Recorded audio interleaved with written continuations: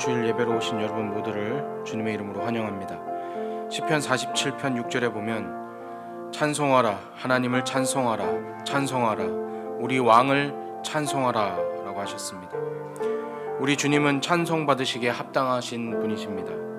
그 앞에 나와 예배하는 우리 모두가 그의 합당한 찬양과 영광을 올려드리고 또 한 주간의 우리의 모든 삶을 돌아보며 우리의 죄를 자복하고 또 지켜주신 은혜를 감사하고 오늘 예배를 통하여 성령님이 충만하시는 또한 임재하시는 그런 예배가 되길 위하여서 우리 함께 합심하여 기도하겠습니다. 사랑의 하나님 아버지, 주님의 이름만을 온전히 올려드리고 찬양하기를 원합니다. 찬양받으시기에 합당하신 주님, 우리 이제 나와 주님의 이름을 높여드리고 또한 주님을 찬양하고 또한 우리의 마음과 생각을 주님 앞에 올려드립니다.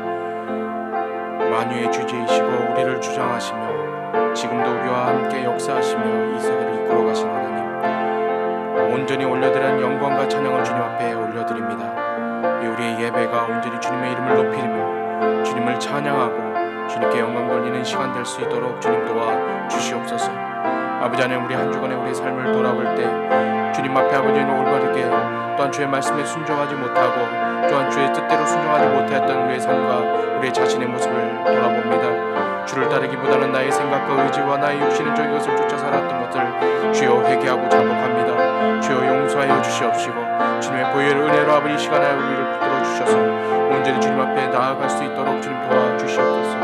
또한 여러 가지 힘들고 어려운 상황 속에서도 우리를 붙들어 주시고 지켜주시고 또한 보호하여 주시는 은혜 감사를 드립니다. 주님 앞에 우리의 입술과 우리의 생각으로 다 고백하지 못하지만 아버지 하나님 매 순간순간마다 우리 함께하여 주셨고 우리를 붙들어 주셨음을 주님 앞에 고백하오니 주여 감사를 드립니다. 아버지 하나님, 이 시간 주님 앞에 예배드리는 모든 시간 순간순간마다 아버지 성령님 임재하여 주시옵시고 우리의 심령 가운데 아버지 함께하여 주셔서 우리의 영이 살아나고 아버지 우리의 성령 충만한 기름 부심이 넘치는 시간이 될 수 있도록 주님 도와주시옵소서. 우리의 말씀을 통하여서 또한 기도를 통하여서 찬양을 통하여서 홀로 영광 받아 주시옵시고 우리의 마음 가운데 오직 주님 말씀 없이 하는 말을 듣고 순종할 수 있는 귀하고 복된 예배 될 수 있도록 주님 주장하여 주시옵소서. 주님을 높여드립니다. 주님만을 올려드립니다. 아버지 감사합니다. 사랑의 하나님, 주님 앞에 나와서 오직 주님만을 높여드리고 주님께 찬양하고 주님께 영광 돌리기를 원합니다. 우리의 예배를 받아주시옵시고 우리의 심령을 붙들어 주시옵시고 성령의 기름 부심이 넘치는 예배 되게 하시고 주님 임자하여 주시옵소서. 감사를 드리며 우리를 구원하신 예수님의 이름으로 기도하옵나이다. 사도신경으로 우리의 신앙을 고백하겠습니다. 전능하사 천지를 만드신 하나님 아버지를 내가 믿사오며 그 외아들 우리 주 예수 그리스도를 믿사오니 이는 성령으로 잉태하사 동정녀 마리아에게 나시고 본디오 빌라도에게 고난을 받으사 십자가에 못 박혀 죽으시고 장사한 지 사흘 만에 죽은 자 가운데서 다시 살아나시며 하늘에 오르사 전능하신 하나님 우편에 앉아 계시다가 저리로서 산 자와 죽은 자를 심판하러 오시리라. 성령을 믿사오며 거룩한 공예와 성도가 서로 교통하는 것과 죄를 사하여 주시는 것과 몸이 다시 사는 것과 영원히 사는 것을 믿사옵나이다. 아멘. 우리 다 같이 찬송가 88장 올려드리겠습니다.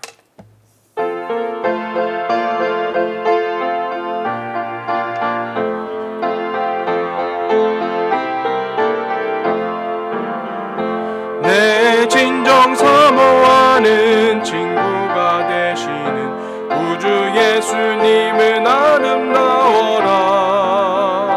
산 밑에 백합하여 빛나는 새벽별 주님 평온할 길 아주 없도다. 내 맘이 아플 적에 그 위로 되시며 나 외로울 때 좋은 친구라. 주는 저 산 밑에 백합 빛나는 새벽별 이 땅 위에 비길 것이 없도다. 내 맘이 모든 염려 이 세상 고락도 주님 항상 같이 하여 주시고 시험을 당할 때에 악마의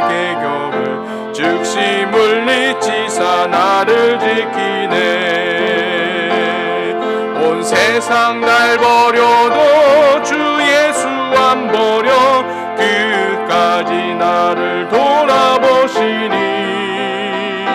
주는 저 산 밑에 백화 빛나는 새벽별 이 땅 위에 비길 것이 없도다. 내 맘을 다하여서 주님을 따르며 길이 길이 나를 사랑하리니 물이 두렵지 않고 창검도 겁없네 주는 높은 산성 내 방패시라. 내 영혼 먹이시는 그 은혜 누리고 나 친히 줄 뵙기 원하네. 주는 저 산 밑에 백화 빛나는 새벽별 이 땅 위에 비길 것이 없도다.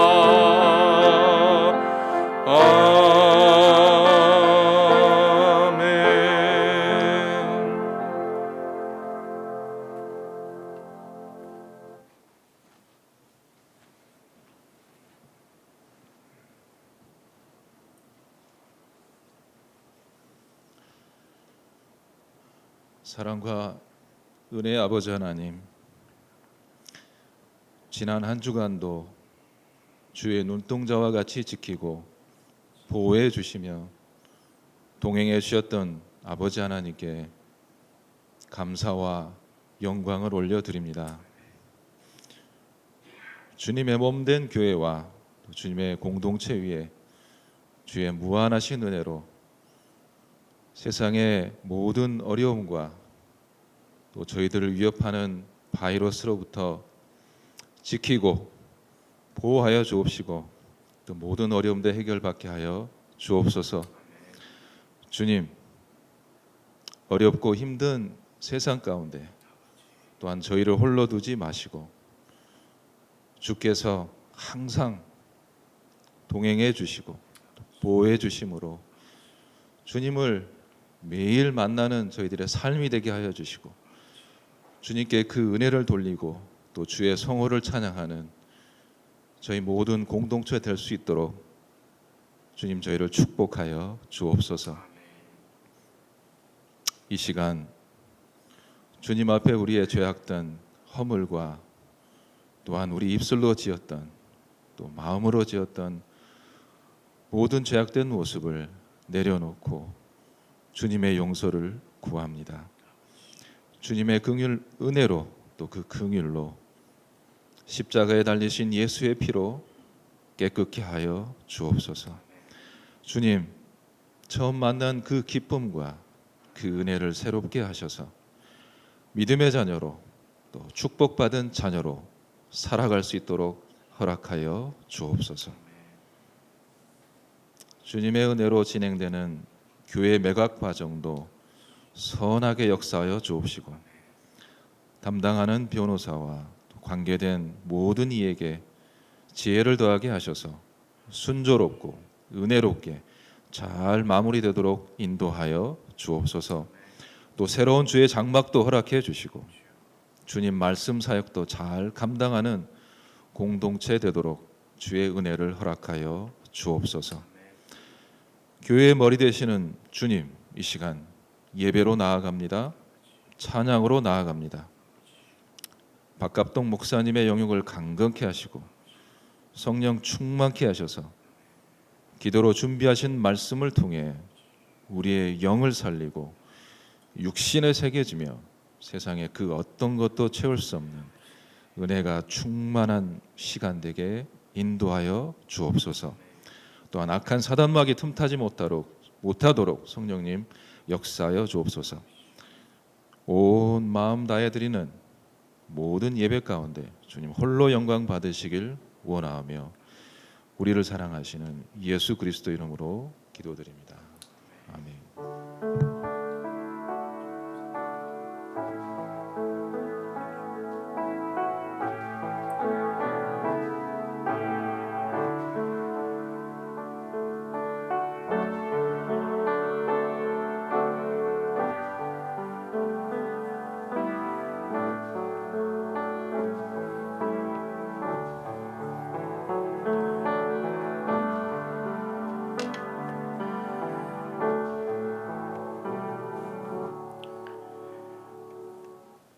오늘 우리에게 주시는 말씀은 시편 28편 1절에서 5절까지의 말씀입니다.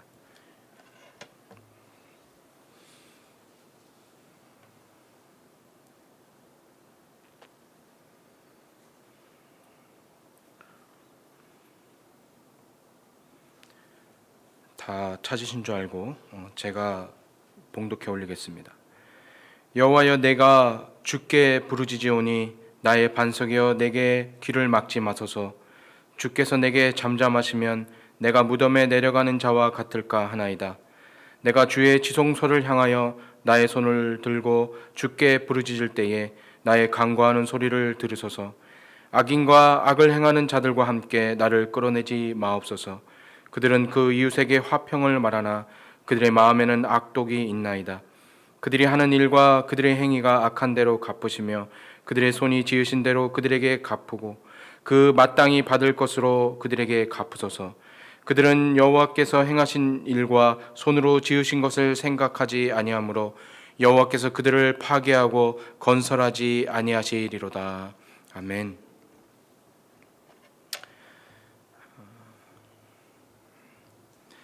오늘 본문에 나오는 이 말씀은 지난 시간 시편을 통해서 쭉 나눴던 어떻게 보면 그 말씀들의 모든 어쩌면 좀 결론에 해당하는 그런 본문이 될 수 있습니다. 시편의 배경을 우리가 쭉 이렇게 시편 1편, 3편, 그 다음에 22편 뭐 이렇게 쭉 해서 봤는데 거기에 전체적인 그 배경이 무엇이었냐면 공통된 그 배경이 다윗이 가장 절망적이고 힘들었을 때 그 상황 속에서 그가 하나님께 부르짖었던 상황들입니다.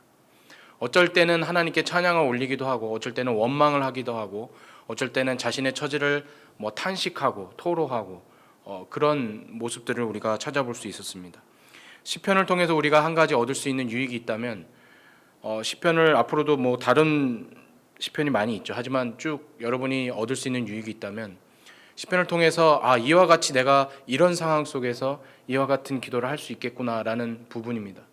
우린 때론 하나님께 기도를 할 때 이와 같이 기도합니다. 뭔가 조금 더 정제되고 뭔가 좀 더 이렇게 거룩하고 구별되고 어떤 그런 부분에서 기도를 하려고 노력을 많이 하죠. 저 역시도 하나님께 기도할 때 어떤 기도의 어떤 단어 선택이라든지 또 어떤 여러 가지 이렇게 토로를 할 때 굉장히 조심스럽게 하는 부분이 사실 있었습니다. 그러나 시편을 공부하고 또 시편을 알아가면 알아갈수록 정말로 우리 안에 있는 하나님께서 우리에게 주신 이런 여러 가지가 있잖아요. 성품도 있고 성향도 있고 감정도 있고 이 모든 것들도 이미 하나님께서 우리에게 주셨고 또 우리에게 창조하셨기 때문에 우리가 느낄 수 있는 그런 고통과 고뇌를 사실적으로 어떻게 보면 다윗의 시편을 보면 그냥 이렇게 솔직하게 다 토로를 하고 있거든요.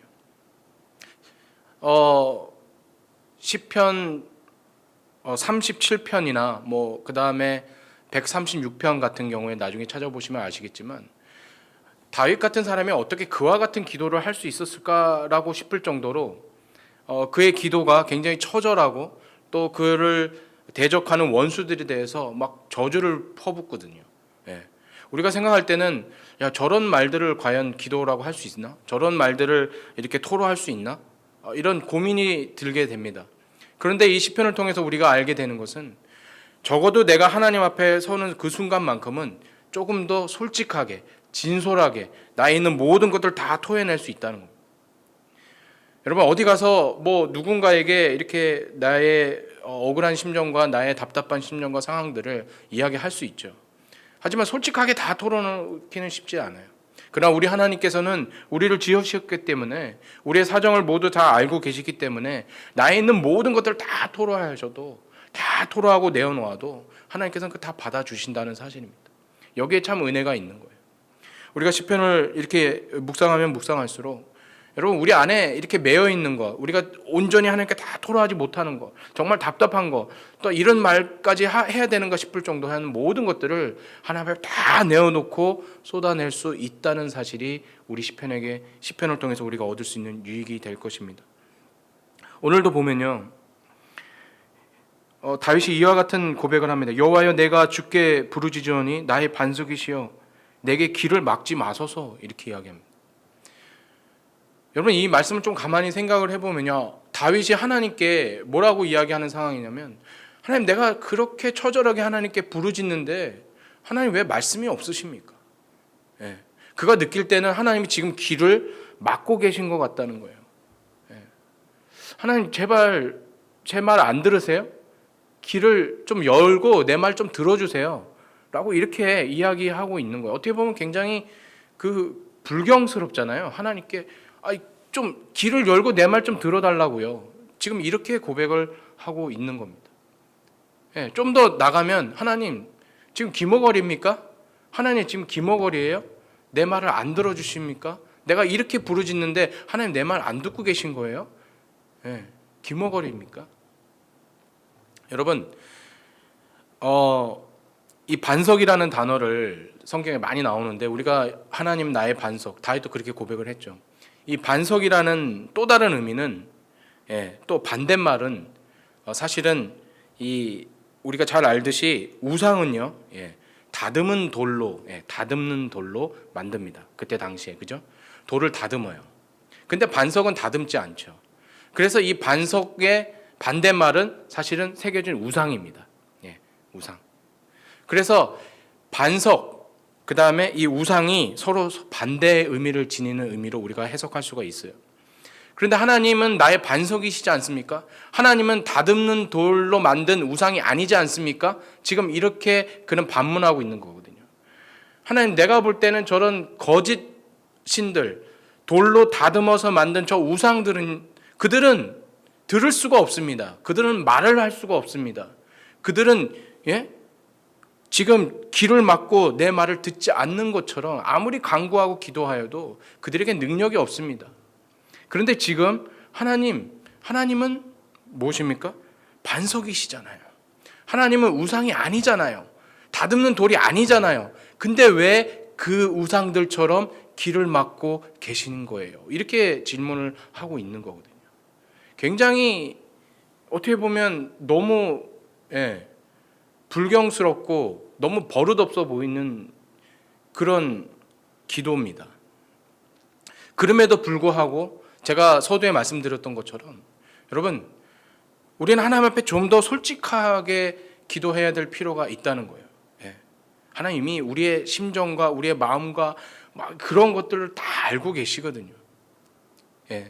의도적으로 그런 것이 아니라 그의 심정이 그렇다는 거예요. 이렇게까지 말할 정도로 하나님은 우상이 아니잖아요. 하나님, 제발 귀를 열고 내 말을 좀 들어주세요 라고 그는 이야기합니다. 더 나아가서 그는 이야기를, 그렇게 주께서 잠잠하시면 내가 무덤에 내려가는 자와 같을까나이다. 그렇게 귀를 닫고 계속 그렇게 잠잠해 계시면 내가 죽을 것 같아요. 난 죽을 것 같아요. 여러분, 만약에 다윗의 이 고백처럼 정말 하나님께서 눈을 돌리시고 길을 막고 계신다면 어떤 일들이 정말 벌어질까요? 하나님께서 의도적으로 길을 막고 의도적으로 우리를 외면하시면 아마 그 순간 이 지구는 종말할 겁니다. 진실을 말씀드리면 하나님이 결코 길을 막고 계시지 않고 우리를 결코 외면하시지 않는다는 사실입니다. 하나님께서 단 한순간이라도 이 세상을 향하여, 우리를 향하여, 이 세상을 향하여, 또 여러분을 향하여 눈을 돌리시고 길을 막는 그 순간이 오면 모든 것이 다 끝나요. 이 우주는 무너져 버릴 것입니다. 우리 세상 속에 일어나는 여러 가지 또 사소한 그런 모든 일들조차도 하나님께서 관심을 갖고 눈여겨보시고 지금도 귀를 열고 보고 계십니다. 이것을 우리는 이야기할 때 하나님의 섭리라고 이야기합니다. 하나님의 섭리. 이 우주를 만드시고 모든 해와 달과 별과 모든 천체가 움직이고 하는 모든 일들조차도, 지구가 자전하고 공전하는 이 모든 일들조차도 하나님께서 섭리하신 그 섭리 가운데 운행이 되고 있습니다. 그런데 이것을 놓는 순간 이것이 다 무너져 버리거든요. 그렇기 때문에 하나님은 결코 우리를 외면하고 계시지 않는다는 사실을 여러분 말씀드리고 싶습니다. 우리가 먼저 좀 생각해 보아야 될 것은 하나님의 섭리가 도대체 그럼 무엇인가? 이 하나님의 섭리는 하나님께서 이 세상에 일어나는 모든 일들에 있어서 하나님께서 간섭하시지 않는 것이 없고 하나님이 계획하신 그 의도대로 하나님의 작정하신 뜻대로 이렇게 이끌어 가시고 보호하시고 지키시는 것을 우리는 섭리라고 이야기합니다. 마태복음 10장 29절에 보면 참새 2마리가 한 아사리온에 팔리는 것이 아니냐. 그러나 너희 아버지께서 허락지 아니하시면 그 하나라도 땅에 떨어지지 아니하리라. 여러분, 참새 2마리가 한 아사리온에 팔리는 것. 이 한 아사리온은 뭐 요즘으로 좀 환산을 해보니까 한 5불이 채 되지 않더라고요. 한 3불에서 한 5불 정도 되는 것 같아요. 그런데 참새 2마리니까 한 마리당 뭐 한 2불이 채 안 되겠죠. 2불 정도. 그런데 이 2불이 안 되는 이 참새가 팔리는 것, 그 가격에 3불이나 뭐 2불 사이의 가격으로 팔리는 것이 아니라, 그런데 이거조차도 하나님께서 아버지께서 허락하지 않으면 그 하나라도 하늘에서 땅에 떨어지지 않는다라고 지금 말을 하고 있습니다. 근데 여기는 여러 가지 과정이 있죠. 참새가 지금 거래가 되고 있는데 거래되기 전에 어떻게 합니까? 두 사람이 만나야 돼요. 구매자와 또 이렇게 공급자가 만나야 되죠. 근데 이 공급자는 자기가 직접 잡았을 수도 있고 아니면 누군가에 의해서 그걸 다시 재구매했을 수도 있어요. 여러 가지 절차가 있을 수 있죠. 그리고 그 전에 이 참새가 뭐 아침에 잡혔을 수도 있고 저녁에 잡혔을 수도 있고 오후에 잡혔을 수도 있습니다. 뭐 의도적으로 사냥을 했을 수도 있고 아니면 정말 하늘에 날다가 그냥 덫에 걸려 잡혔을 수도 있고 땅에 하늘 날던 새가 정상적으로 날다가 떨어졌을 수도 있고, 그러나 이 모든 절차, 이 참새 2마리가 한 아사리온에 팔리는 것 아니냐. 하지만 이 모든 것들조차도 하나님께서 허락하지 않으면 그 참새가 지금 이 순간 이렇게 한 아사리온에 팔릴 수가 없다. 여러분, 이게 섭리예요. 우리가 생각할 때 정말 별것 아니잖아요. 정말 작은 일이잖아요. 그런데 이것조차도 하나님께서 허락하지 않으면 그 작은 참새 한 마리도 그 한 아사리온에 팔리지 않는다는 것입니다. 시편 105편 17절에 보면 그가 한 사람을 앞서 보내셨으며 요셉이 종으로 팔렸도다. 요셉의 스토리를 우리가 이미 잘 알고 있습니다. 근데 이 요셉이 뭐 형제들의 질투에 의해서 이렇게 팔리기도 했죠. 근데 이 모든 과정 가운데 하나님께서 이미 그 요셉이 이스라엘 백성들을 나중에 출애굽을 시키는 모든 과정에 이미 하나님께서 요셉을 택하시고 그런 과정을 통해서 미리 한 사람을 미리 보내셨다라고 지금 말을 하고 있거든요. 하나님께서는 이와 같이 그의 모든 계획 가운데 아주 사소한 일이라도 우리에게 일어나는 모든 일들을 간섭하고 계시고 개입하시고 그의 뜻대로 그의 의도대로 이끌어가고 계시다는 사실입니다. 성경은 무수히 이런 이야기를 우리에게 계속 하고 있어요. 뭐 잠언 16장 33절에 보면 사람이 제비는 뽑으나 그 일을 작정하시기는 여호와께 있느니라. 우리가 이렇게 뭐 투표를 하거나 제비를 뽑잖아요. 그런데 이 제비를 뽑는 그 행위 자체는 사람들이 합니다. 그런 사람들이 합니다. 하지만 그것이 뽑히고 하는 모든 과정조차도 하나님께서 이미 그분의 의도하신 대로 그분의 뜻대로 그의 계획대로 인도하고 계신다. 우리는 기도할 때 늘 이와 같은 기도를 많이 합니다. 하나님, 주님의 뜻대로 인도하여 주십시오. 주님의 계획하신 뜻대로, 주님의 선하신 계획대로 하나님 인도하여 주십시오. 그런데요, 사실은 우리는 지금 우리가 그것을 깨닫고 알게 되기 때문에 이것이 하나님의 의도와 작정이었다는 거 우리는 고백을 할 수 있어요. 하지만 이미 그 전에 하나님께서 이미 모든 것들을 하나님의 의도와 뜻대로 인도하고 계십니다. 심지어 우리가 이 자리에 모여서 방주교회 한 성도 이 자리에 모였습니다. 저는 10년 전에 한국에서 왔죠, 수원에서. 그런데 그 수원에서 여기까지, 또 뉴저지에서, 그리고 방주교회까지, 그리고 이 자리에 설교를 하고 있는 이 순간조차도 제가 믿기로는 하나님께서 이미 섭리하시고 계획하신 가운데 저를 이끌어 계시고 있다는 사실이에요. 여러분 삶에 일어나는 많은 일들이 있습니다. 오늘 다윗처럼 이렇게 이야기할 수 있어요. 하나님, 내가 주께 부르짖습니다. 그는 답답했습니다. 그의 삶 속에 일어나는 여러 가지 상황들이, 절망적인 상황들이, 원수들에게 쫓기는 상황들이, 그건 답답했어요. 이해가 안 됐습니다. 그래서 하나님께 이야기하면, 하나님 벙어리입니까? 하나님 내 기도를 안 듣는 겁니까? 하나님 우상이십니까? 근데 우리가 여기서 알아야 될 사실은 하나님은 결코 외면하지 않는다는 사실. 하나님은 섭리하신다는 거예요. 모든 일들을. 그가 당하고 있는 지금 고난의 그 순간조차도 하나님의 섭리하신 가운데 그는 그것을 감당하고 있다고 우리는 봐야 합니다. 개혁주의 교회, 특히 장로교에서 따르는 웨스트민스터 소요리 문답에 보면 섭리라는 것은 모든 피조물과 그 행위에 대한 하나님의 가장 거룩하시고 현명하신 하나님의 능력으로 그의 보존과 통치를 의미한다, 이렇게 말씀을 하고 있어요. 하나님께서 하시는 이 모든 섭리는 가장 거룩하고 가장 현명하고 또 그분의 능력으로 이 세상 모든 것들을 통치하시고 다스리신다라는 거예요.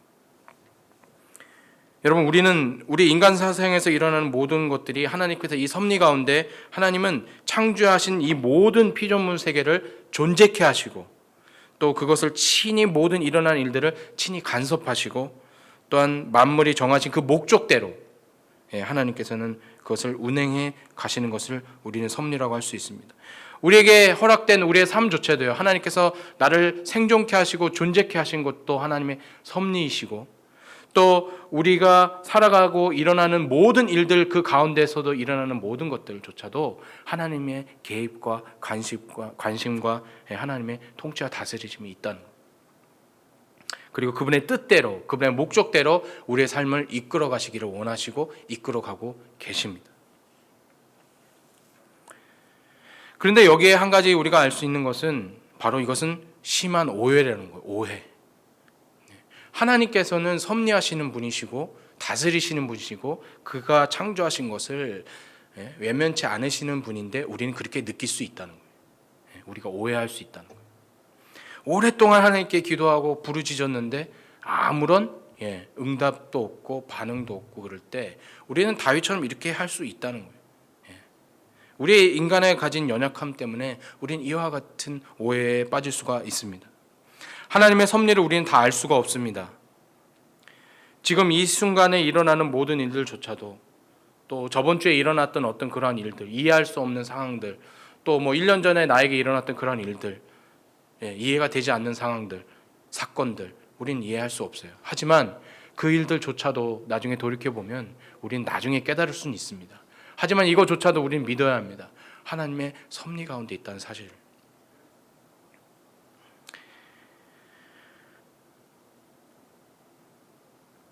우리는 이와 같이 그러한 오해 속에서 살아가고 있지만 우리는 분명히 알아야 될 것은 그 배후에 하나님이 계시고 또 하나님의 섭리와 간섭 가운데 우리가 그분의 뜻과 의도를 우리는 믿어야 한다는 거예요.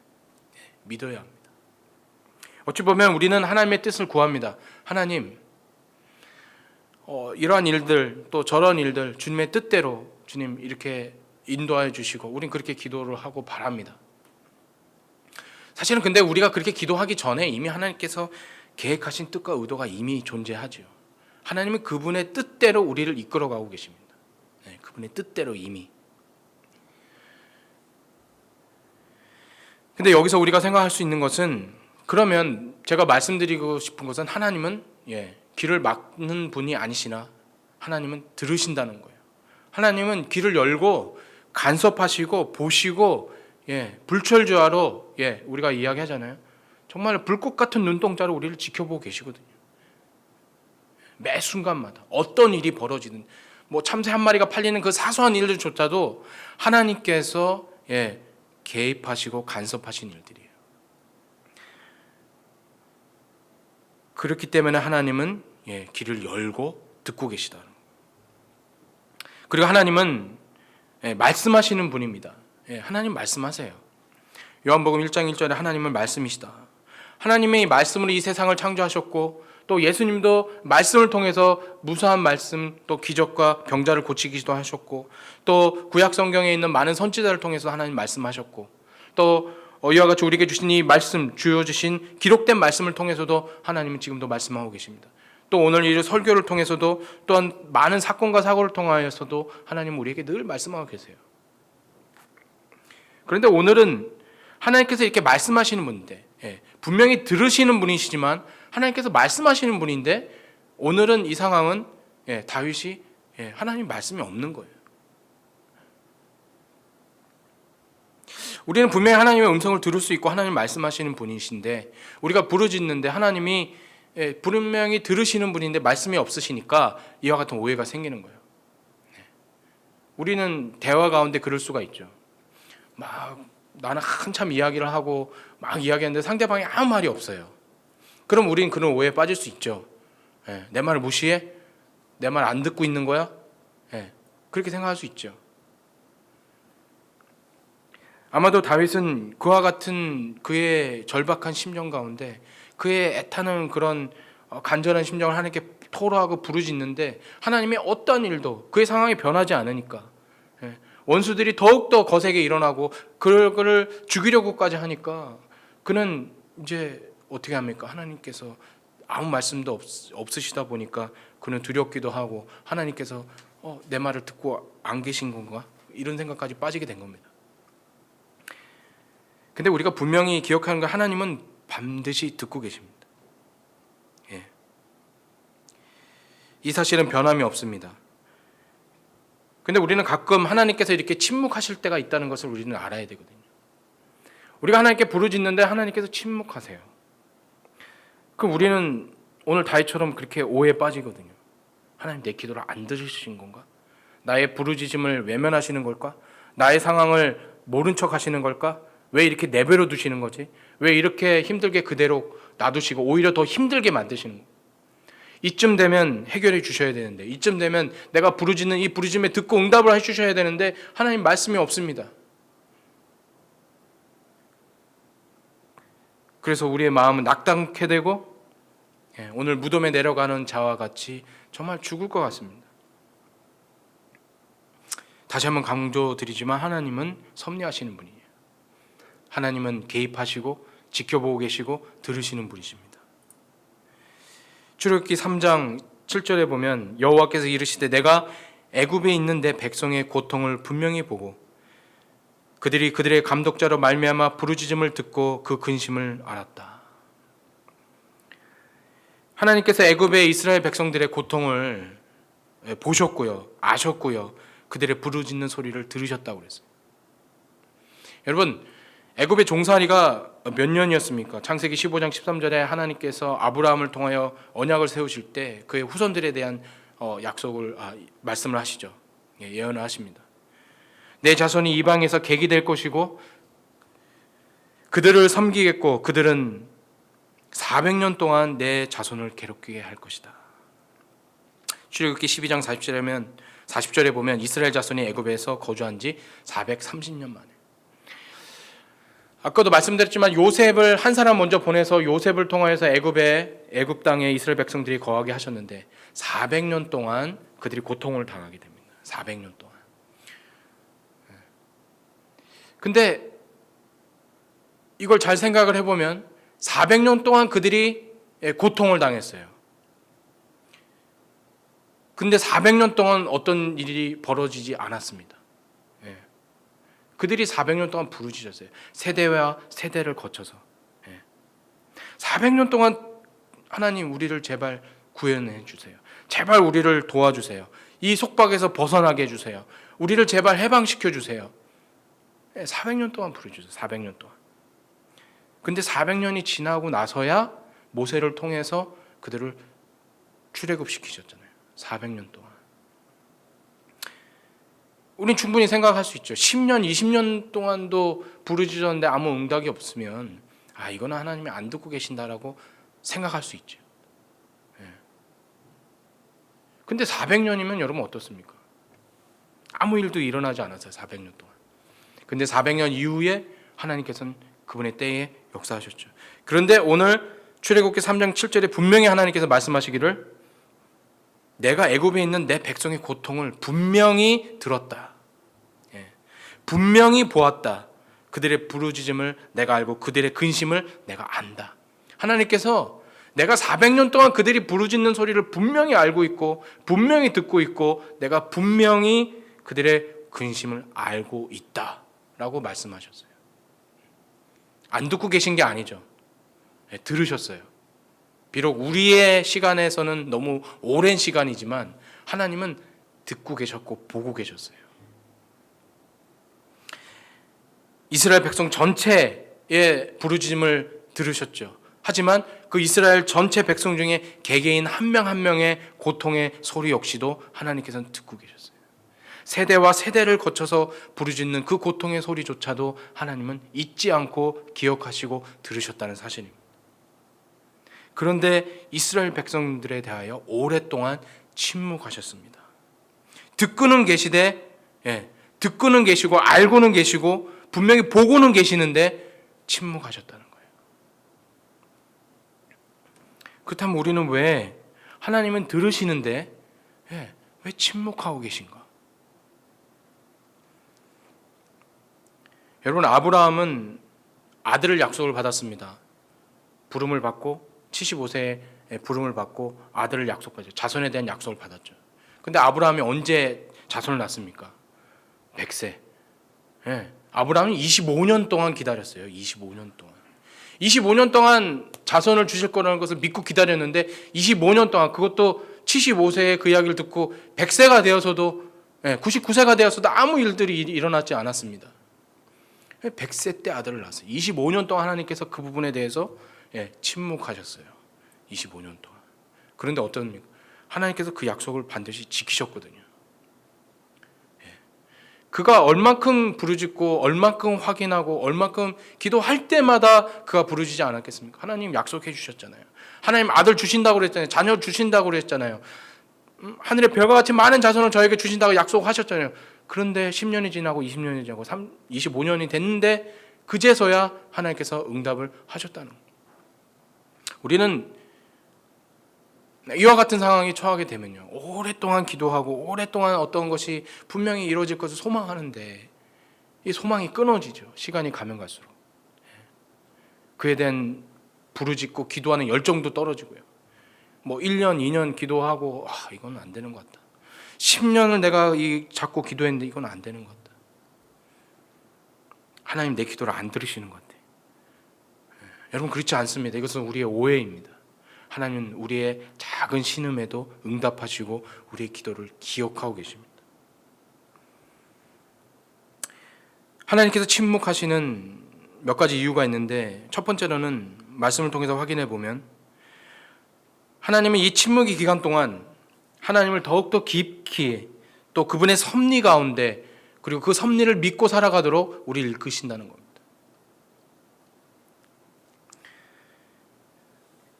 우리가 잘 아는 욥이 있습니다. 욥은 온전하고 정직하고 하나님을 경외하고 악에서 떠난 사람이라고 이렇게 합니다. 완전한 사람, 하나님 보실 때 의인이었어요. 근데 그에게는 7 아들과 딸 셋이 있었잖아요. 그리고 동방애가 엄청 큰 거부였습니다. 그런데 하루아침에 이 모든 것들을 다 잃어버렸습니다. 10명의 자식들을 한순간에 다 잃어버리고, 그가 가졌던 모든 재산을 다 잃어버리고, 그리고 자신의 육신에도 병이 생겼죠. 오랜 기간을 그는 고통 속에서, 번민 속에서 그는 지냈습니다. 때로는 하나님께 대들며 기도하기도 했고 항변도 했고 부르짖었어요. 그런데도 하나님께서는 오랜 기간 그냥 침묵하고 계셨습니다. 그리고 이 많은 시간과 역경의 시간을 지나고 난 다음에 하나님께서 욥을 통해서 깨닫게 하십니다. 그래서 그가 그와 같은 고백을 합니다. 내가 주에 대하여 귀로 듣기는 하였지만 이제는 내가 눈으로 주를 뵙습니다. 그가 그전에는 귀로만 알고 듣기만 했는데 이제는 직접 눈을 대하여 알게 되었다. 하나님을 더 깊게 이해하게 되었고 하나님이 어떤 분인지 알게 되었다는 고백이죠. 하나님께서는 때로는 하나님의 섭리하신 가운데 우리를 그렇게 이끌어 가십니다. 하나님의 침묵을 통하여, 침묵의 기간을 통하여 욥이 하나님을 더욱더 깊이 만날 수 있었던 것처럼 우리의 삶을 통하여서 그런 과정을 통하여 조금 더 하나님을 깊이 만날 수 있도록, 하나님의 섭리하심을 인정할 수 있도록, 하나님의 다스리심과 하나님이 이 세상을 운행하시고 하나님이 우리의 삶을 개입하고 계시고 보호하고 계신다는 사실을 인정할 수 있도록, 그것을 믿을 수 있도록 우리를 그렇게 훈련하십니다. 욥의 시련 역시 하나님의 섭리 가운데 일어난 사건입니다. 그를 통하여서 그는 더욱더 하나님과의 깊은 관계를 갖게 되었고 또 하나님의 섭리하심과 인도하심을 그는 인정하고 경험하게 되었습니다. 모든 일과 때로는 하나님의 침묵은 우리를 하나님의 섭리 가운데 그분과의 더욱 깊은 단계로 우리를 이끌어 가십니다. 두 번째로는 이런 오랜 침묵은 오직 우리를 믿음으로 살도록 훈련합니다. 북이스라엘은 이미 아수르에게 멸망하였고 남유다가 이제 남았습니다. 그 당시에 선지자 하박국이 이와 같이 부르짖습니다. 여호와여, 내가 부르짖어도 주께서 듣지 아니하시니 어느 때까지니까? 내가 강포로 말미암아 외쳐도 주께서 구원하지 아니하시나이다. 그들의 아수르 군대, 바벨론 군대가 쳐들어오는 그런 게 너무나 강포하고 무자비하고 너무 괴로운 상황 속에서 하박국이 하나님께 구원하여 주십시오, 우리를 기억하여 주십시오, 제발 구원하여 달라고 그가 기도하였는데 하나님께서 오늘 다윗과 같이 주께서 듣지 아니하십니다. 내가 이렇게 간구하고 이렇게 눈물로 호소하고 이 백성들을 위해서 통회하는 마음을 기도하는데 하나님은 듣지 않으십니다. 어느 때까지 내가 이렇게 부르짖고 기다려야 됩니까? 그들의 강포로 아무리 외쳐도 주께서는 구원하지 않으십니다. 하나님께서 결국 말씀해 주셨습니다. 의인은 그의 믿음으로 말미암아 살리라. 그리고 남유다는 멸망하죠.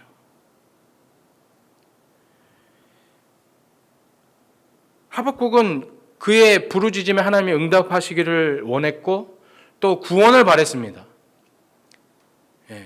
그런데 하나님은 침묵하셨고 결국 그에게 응답을 주시기를 의인은 오직 믿음으로 말미암아 살리라 라는 답을 주시는 거예요. 우리가 이것을 좀 오늘 같은 맥락에서 좀 깊게 좀 생각을 해보면,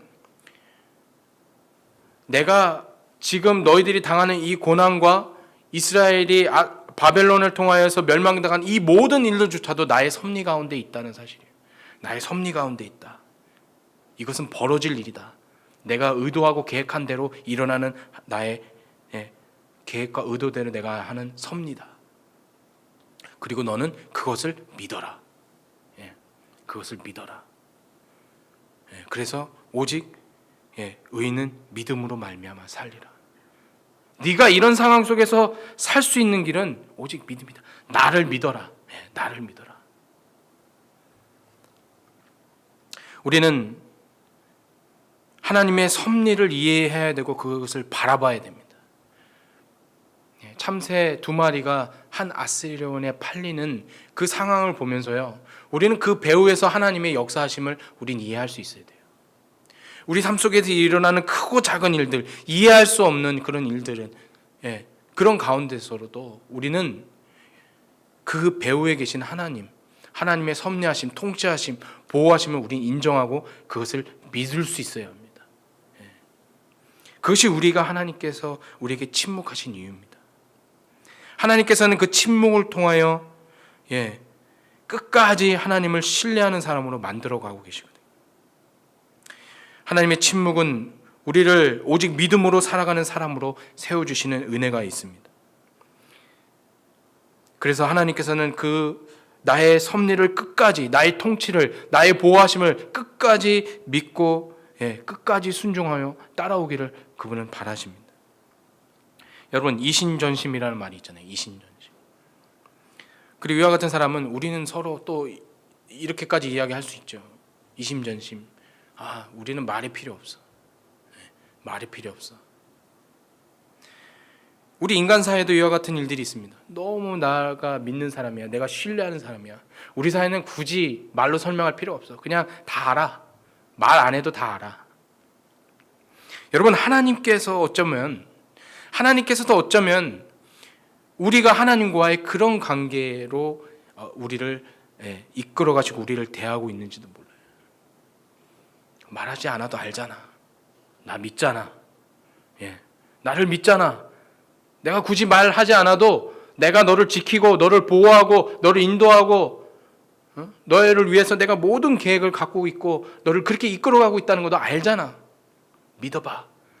지금은 힘들지? 그러나 믿어봐. 끝까지 믿어.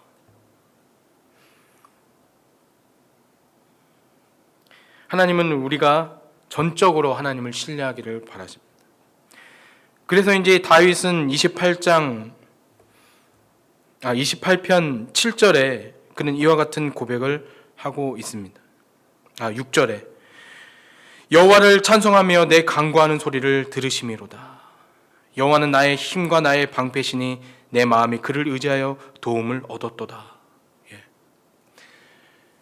그는 오랜 동안 하나님이 그의 부르짖음에 응답하시는 그 모습을 보면서 좌절했는데 결국은 그는 믿음으로 나아가게 됐고 그 배후에 하나님이 역사하고 계시고 하나님의 의도와 계획대로 그 모든 것들을 섭리하시고 그를 지키시고 보호하시는 사실을 그는 알게 되었어요. 그래서 하나님께서 결국은 나의 기도들을 들어주셨구나. 여러분, 오늘 이 말씀을 여기서 끝나면 결론이 잘 맺어지지 않을 겁니다. 근데 여기서 끝이 아니고 우리는 한 가지 알아야 되는 사실은 하나님의 침묵 가운데, 우리 입장에서 볼 때 하나님이 침묵 가운데 계시지만 하나님은 그 침묵 가운데서도 그분의 섭리하신 가운데 계속 일을 하고 계시다는 사실이에요. 말씀은 하고 계시지 않고 어떤 일도 일어나는 것 같지 않지만 제가 말씀드렸잖아요. 서두에 하나님은 섭리하신다. 아주 작고 세밀한 그런 부분에조차도 하나님은 간섭하시고 계획하고 계신다. 하나님은 우리가 볼 때 침묵하셔도 그분은 계속 일하고 계시는 거예요. 그분의 뜻과 의도와 계획대로 이 세상을 이끌어가고 계시거든요. 하나님이 일을 하고 계십니다. 내가 부르짖는 그 소리를 하나님은 듣고 계십니다. 내가 부르짖는 그 소리를 하나라도 놓치지 않고 알고 계십니다. 그리고 그를 통해서 일을 하고 계세요. 여러분, 우리가 때로는 좌절하고 낭망하고 또 포기하고 싶을 때도 있습니다. 그러나 저처럼 여러분에게 말씀드리고 또 촉구하고 싶은 것은 끝까지 기도의 끈을 놓지 않으시길 바랍니다. 부르짖으며 기도한 이것을요, 하나님은요 들으신다고 그랬어요. 아까 이스라엘 백성들의 400년 동안의 그의 부르짖음을 들으셨다고 그랬잖아요. 우리가 조금 더 상상을 해보면 하나님이 지금 당장 응답을 주시지 않는 것 같고 해결해 주시지 않는 것 같고 어떤 문제가 해결되지 않는 것 같은 상황이 온다 할지라도, 그래서 우리가 그것을 하나님의 침묵으로 느낀다고 할지라도 하나님은요 계속 듣고 계신다는 거예요. 내가 듣고 있다. 듣고 있다. 그리고 내가 일을 하고 있다. 내가 지금 일을 하고 있고 내가 섭리하고 있고 내가 다 하고 있어. 내가 듣고 있어. 근데 말씀을 하지 않아요. 왜요? 나 믿으라는 거거든요. 나 믿어라. 나를 신뢰해라. 나의 섭리를 믿어라. 내가 일하고 있다. 계속 기도해라. 계속 기도해라. 계속 듣고 있다. 우리가 이것을 우리의 믿음을 바탕하지 않는다면, 우리가 하나님의 섭리를 믿지 않으면, 하나님의 이러한 하나님의 성품과 하나님이 하시는 일들을 믿지 않으면 우리는 기도를 포기할 수밖에 없죠. 그러나 여러분, 우린 기도해야 됩니다. 기도해야 돼요. 응답이 없는 것 같을지라도 우린 기도해야 돼요. 하나님 다 듣고 계세요.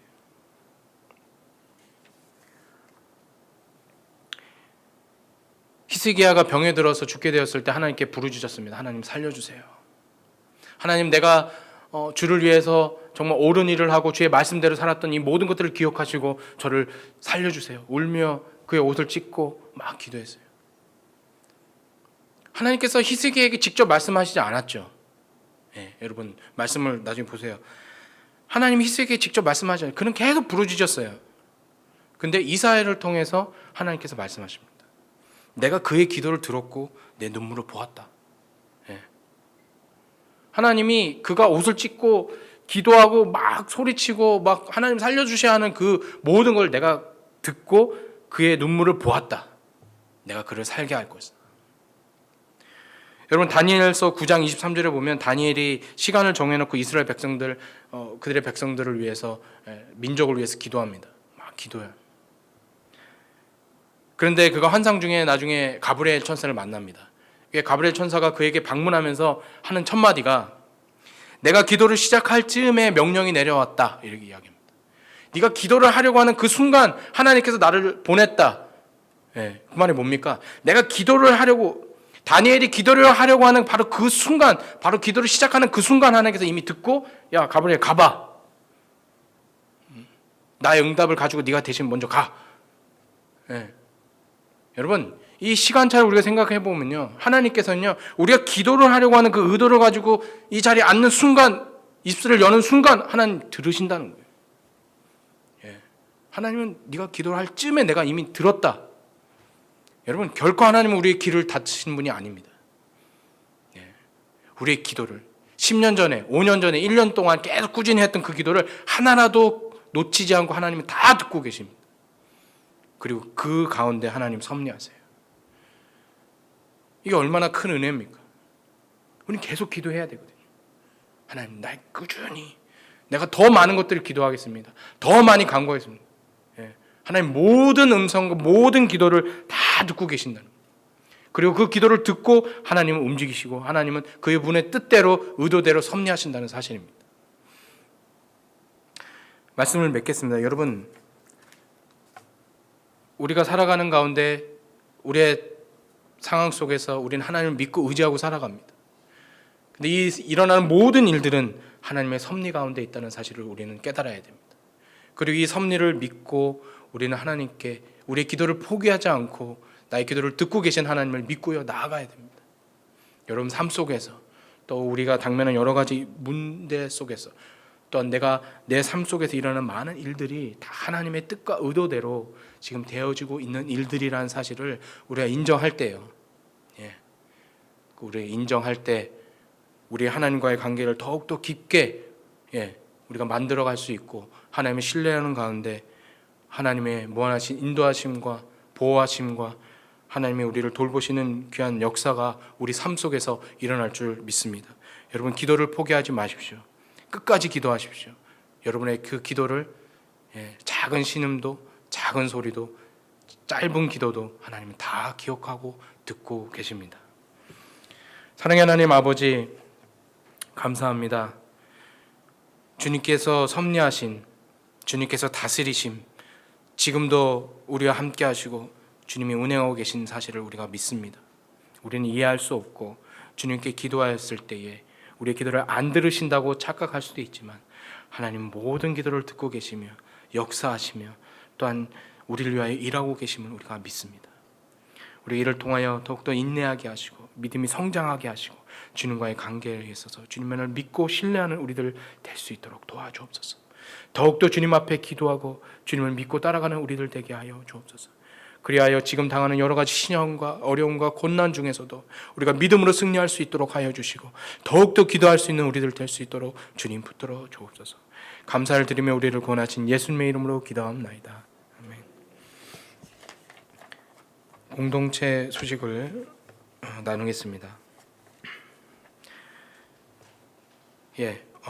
담임 목사님, 오범주 목사님과 신성준 사모님 어저께 10시쯤에 귀국을 하셨습니다. 어저께 저도 잠깐 통화를 했는데 일주일 동안 이렇게 자가 격리, 자택 격리 뭐 이렇게 격리하시고 좀 이렇게 또 시차 적응도 하시고 그래서 다음 주일부터는 정상적으로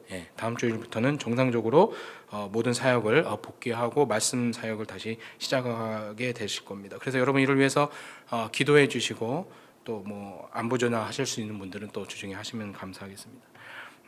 오늘 4시 지난주에 이거 미뤘던 바나바 TLC 오후 4시에 TLC 모임이 있습니다. 그리고 다음 주에는 아가페 TLC입니다. 다른 건 없고 지금 계속 또 코로나가 여러분 아시듯이 계속 이렇게 늘어나고 있잖아요. 그래서 여러분 건강 유의하시고 또 이렇게 건강한 모습으로 또 우리 다시 이렇게 만났으면 좋겠습니다. 찬송가 312장 우리 하신 후에 드린 예물을 위해서 기도하고 축도로 예배를 마치겠습니다. 찬송가 312장입니다.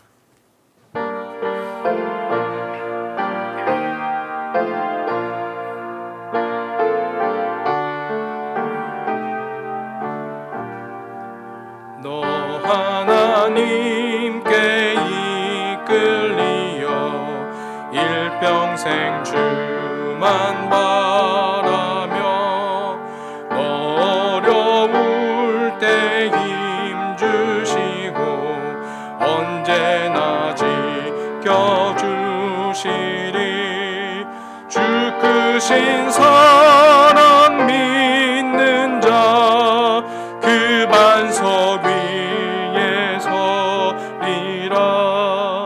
너 설레는 맘 가다듬고 희망 중 기다리면서 그 은혜로우신 주의 뜻과 사랑에 만족하여라. 우리를 불러주신 주 마음에 소원하신다. 주 찬양하고 기도하며 내 본분 힘써 달아. 주 약속하신 모든 은혜 내게서 이뤄지리라. 잠들고 울지 않은 자 주께서 기억하시리. 아멘.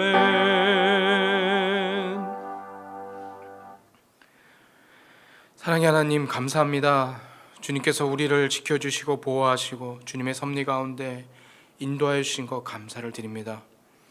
하나님, 우리가 지금 어려운 시절을 지나가고 있습니다. 그러한 시절 가운데 주님 우리를 지키시고 보호하시고 또한 우리가 믿음으로 인내하며 승리할 수 있도록 주님 붙들어 주시고 우리를 강건케 하여 주시옵소서. 특별히 우리가 가지고 있는 것들 주님 앞에 어려운 중에도 구별하여 주님의 것을 구별하여 드렸습니다. 주님 기쁘게 받아 주시옵시고 이 드린 모든 손들 위에 주님 넘치는 은혜를 베풀어 주시고 또 우리의 산업과 우리 하는 모든 일들이 핍전치 않게 하시고 풍족하게 되어줄 수 있도록 주님 인도하여 주시옵소서. 우리의 자녀들을 기억하여 주시옵시고 건강 지켜주시며 우리의 건강을 또한 주님 앞에 맡기오니 주님 책임져 주옵소서. 이제는 주 예수 그리스도의 은혜와 살아계신 놀라우신 하나님의 사랑과 성령님의 인도하심과 보호하심의 역사가 주의 말씀을 듣고 믿음으로 살아가기를 소망하며 주님 앞에 끝까지 기도하며 인내하기를 소망하는 주님의 귀한 권속들 머리 위에와 가정과 하는 모든 일들을 위해 이제부터 영원토록 함께 있을지어다.